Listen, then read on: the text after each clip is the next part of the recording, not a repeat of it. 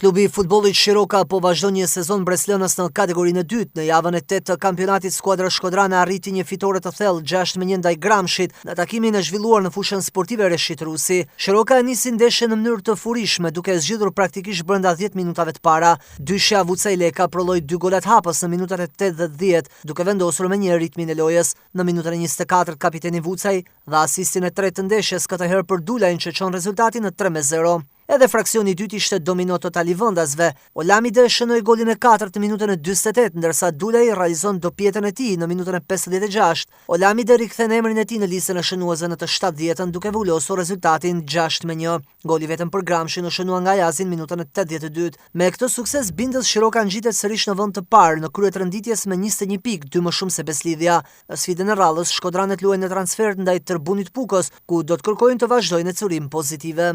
È stato più dura di quello che sembra il risultato. Ndeshja e fituar nuk diskutohet, por ishte një ndër ndeshjet më të vështira që ne mund të mendoshim. Shumë i kënaqur, aq më tepër që Leka ka kërkuar golin në disa ndeshje, aq më mirë për te, por edhe për Dulaj. Kështu i urojmë fat lojtarëve.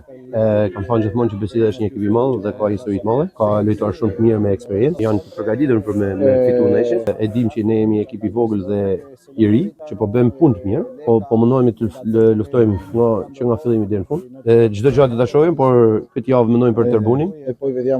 Pastaj shohim me Beslidhjen në fund. 2 gola dhe por. I kënaqur? Po. Gjithmonë është gjë e kënaqshme kur shënon.